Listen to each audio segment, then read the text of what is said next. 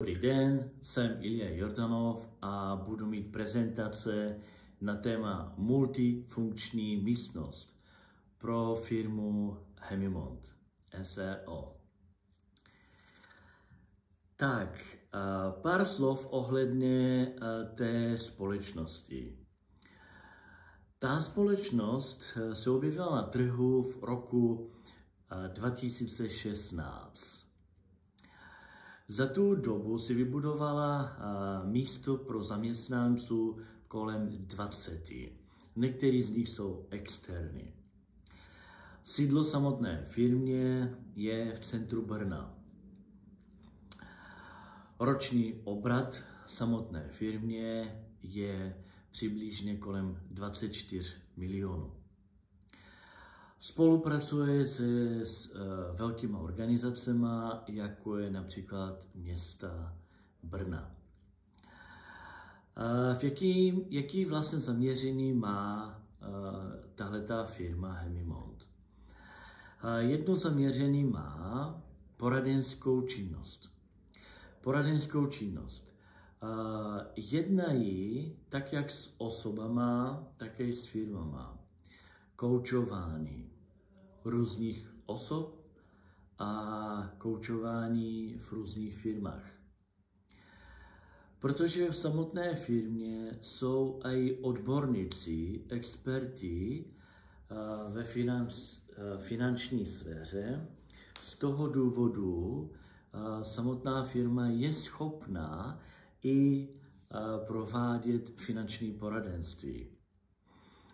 A tak jako spoustu firm mají problém s různýma daňovýma zákonama, tak ve firmě se nachází taky experti z daňových oblastí.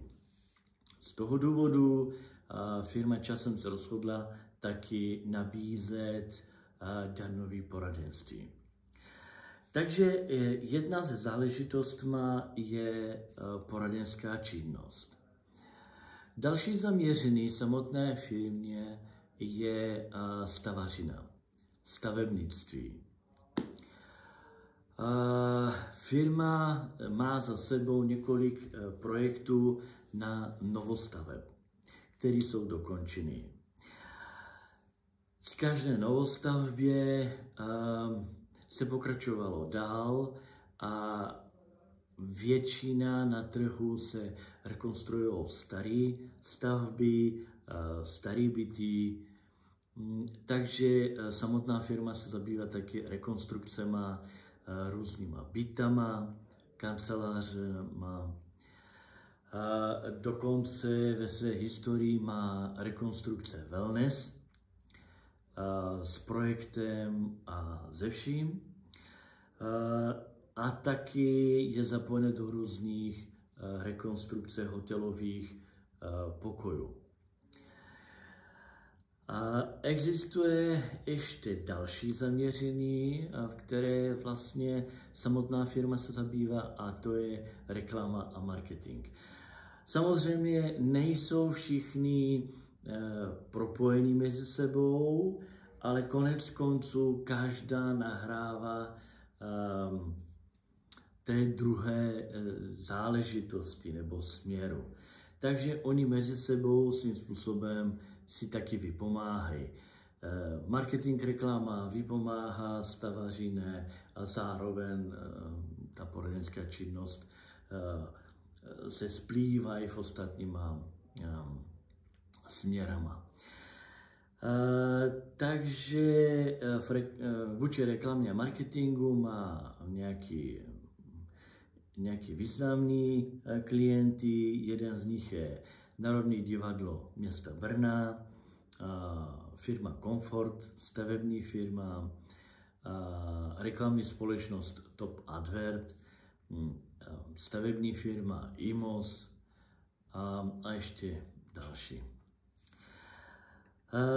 Pokračujeme dál. Samotná firma většinou k svým projektům potřebuje různé místnosti, různé nástroje, skrz který by mohla získávat svoje klienty nebo uspokojovat své zákazníky. A aktuálně máme strategický cíl multifunkční prostor. Takže ve firmě se rozhodli, že určí větší místnost, která bude rekonstruovaná, která bude zaměřena společenská místnost nebo multifunkční místnost, která bude pohodlná pro klienty. Multifunkční místnost, která bude přizpůsobena pro partnery. Takže to je náš strategický cíl. Tak důvody, proč vytvořit taková multifunkční místnost. Jeden z důvodů je efektivnější prezentace a propagace různých projektů. Především v základu firma dělá rekonstrukce různých projektů, prodává projekty a především se baví o projektech. Takže ve chvíli, když je potřeba něco udělat s projektem, tak tomu je potřeba potřebný prostředí k tomu, aby ten projekt byl efektivnější prezentovan, aby ten projekt byl pohodlně představen klientům nebo partnerům. Takže s efektivními prezentace a propagace různých projektů. Zefektivnění funkčnosti samotné firmy. Kvalitnější meetingy pro zaměstnance. Zvýší se standard společnosti směrem ke klientům, ven a i uvnitř, směrem k zaměstnancům. Především lepší péče pro klienty a partneři. Respektive celá ta místnost bude hlavním nástrojem k tomu, aby se uspokojila veškerá potřeba klientům a partnerům.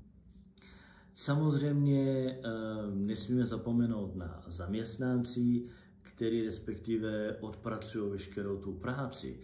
Takže prostor pro péči o zaměstnanci, respektive relaxační prostor.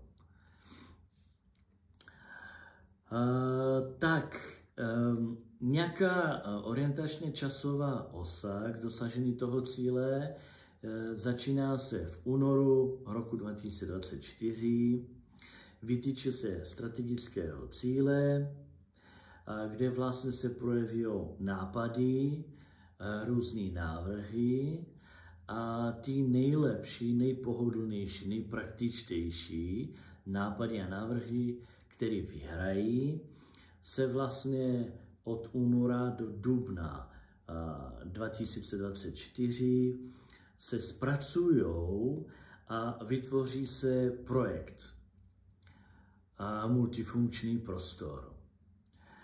Připraví se samotný projekt, jakmile projekt bude připravený, odsouhlasí se rozpočet, pak se uvolní potřební peníze a začne se nakupovat materiál a potřebný nábytek k tomu. V květnu až srpnu roku 2024 se vlastně začne tím, že se vybere tým ze samotné firmy, který se bude věnovat samotné realizace toho projektu. Jakmile se vytvoří ten tým, který bude realizovat ten projekt, tak samozřejmě se mu dá tu možnost volnou ruku k tomu, aby to zrealizoval co nejdřív. Jakmile bude hotový, udělá se kolaudace a samozřejmě počítáme s tím, že v září roku 2024 dosažení jeho strategického cíle se dokončí a začne se využívat nového multifunkčného prostoru. Takže to je vlastně náš projekt, který věříme, že se zrealizuje bez problémů. Děkuji za pozornost.